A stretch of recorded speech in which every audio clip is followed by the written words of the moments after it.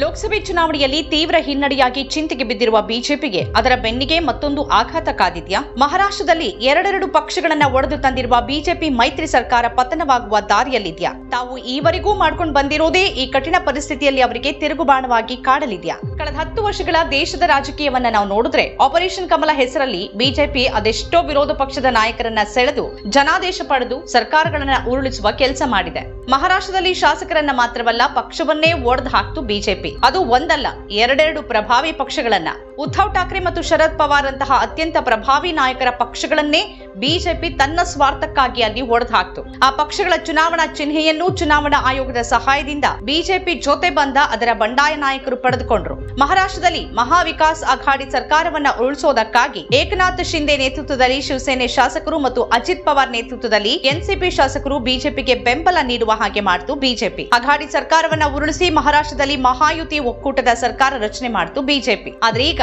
ಲೋಕಸಭೆ ಚುನಾವಣೆ ಫಲಿತಾಂಶ ಬಂದ ನಂತರ ಮಹಾರಾಷ್ಟ್ರದಲ್ಲಿ ದೊಡ್ಡದೊಂದು ರಾಜಕೀಯ ಸಂಚಲನ ಸೃಷ್ಟಿಯಾಗಿದೆ. ನರೇಂದ್ರ ಮೋದಿ ಹಾಗೂ ಅಮಿತ್ ಶಾ ಈವರೆಗೆ ಬೇರೆ ಸರ್ಕಾರಗಳಿಗೆ ಏನ್ ಮಾಡ್ತಾ ಬರ್ತಿದ್ರು, ಈಗ ಅವರು ಅದನ್ನೇ ಎದುರಿಸ್ತಾ ಇದ್ದಾರೆ. ಅಜಿತ್ ಪವಾರ್ ಬಣದ 10 ರಿಂದ 15 ಶಾಸಕರು ಶರದ್ ಪವಾರ್ ಬಣಕ್ಕೆ ವಾಪಸ್ ಹೋಗೋಕೆ ಸಿದ್ಧರಾಗಿದ್ದಾರೆ ಎನ್ನುವ ವರದಿಗಳು ಮಹಾರಾಷ್ಟ್ರದಿಂದ ಬರ್ತಿವೆ. ಇದಕ್ಕೆ ಕಾರಣ ಸ್ಪಷ್ಟ.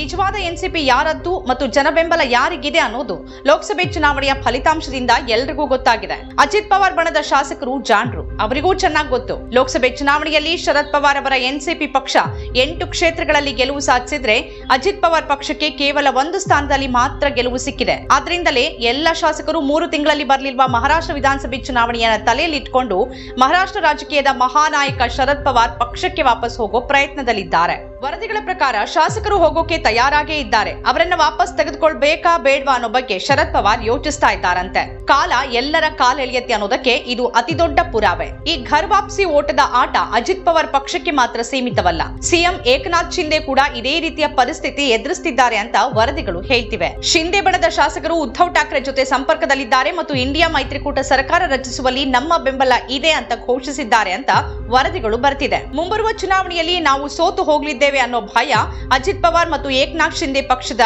ಶಾಸಕರನ್ನ ಮತ್ತು ನಾಯಕರನ್ನ ಕಾಡ್ತಾ ಇದೆ. ಮಹಾರಾಷ್ಟ್ರದ ಲೋಕಸಭೆ ಚುನಾವಣಾ ಫಲಿತಾಂಶವನ್ನ ನೋಡಿದ್ರೆ ಈ ಭಯ ಖಂಡಿತ ಸಹಜ. ಲೋಕಸಭೆ ಚುನಾವಣೆಯಲ್ಲಿ ಪ್ರಧಾನಿ ಮೋದಿ ಮಹಾರಾಷ್ಟ್ರದಲ್ಲಿ ಇಷ್ಟೆಲ್ಲ ಪ್ರಚಾರ ಮಾಡು ಎನ್ಡಿಎಗೆ ತೀವ್ರ ಹಿನ್ನಡೆ ಆಗಿದೆ. ಮಹಾರಾಷ್ಟ್ರದಲ್ಲಿ ಕಳೆದ ಬಾರಿ ಎನ್ಡಿಎ 48ರಲ್ಲಿ 42 ಕ್ಷೇತ್ರಗಳಲ್ಲಿ ವಿಜಯ ಕಂಡಿತ್ತು. ಆದರೆ ಈ ಬಾರಿ ಈ ಸಂಖ್ಯೆ 17ಕ್ಕೆ ಕುಸಿದಿದೆ. ಬಿಜೆಪಿ ಕೇವಲ 9 ಸ್ಥಾನಗಳಲ್ಲಿ ಗೆದ್ದಿದ್ರೆ ಅದರ ಮೈತ್ರಿ ಪಕ್ಷ ಏಕನಾಥ್ ಶಿಂದೆ ನೇತೃತ್ವದ ಶಿವಸೇನೆ ಎಸ್ಎಚ್ಎಸ್ 7 ಸ್ಥಾನಗಳಲ್ಲಿ ಮಾತ್ರ ಜಯಗಳಿಸಿದೆ. ಇನ್ನು ಅಜಿತ್ ಪವಾರ್ ನೇತೃತ್ವದ ಎನ್ಸಿಪಿ ಗೆದ್ದಿರೋದು ಒಂದೇ 1 ಸ್ಥಾನ. ಆದ್ರೆ ಇಂಡಿಯಾ ಒಕ್ಕೂಟದ ಕಾಂಗ್ರೆಸ್ ಮಹಾರಾಷ್ಟ್ರದಲ್ಲಿ ಅಚ್ಚರಿಯ 13 ಸ್ಥಾನ ಬಾಚಿಕೊಂಡಿದೆ. ಅದರ ಮೈತ್ರಿ ಪಕ್ಷ ಉದ್ಧವ್ ಠಾಕ್ರೆ ನೇತೃತ್ವದ ಶಿವಸೇನೆ 9 ಸ್ಥಾನಗಳಲ್ಲಿ ಜಯಭೇರಿ ಬಾರಿಸಿದೆ.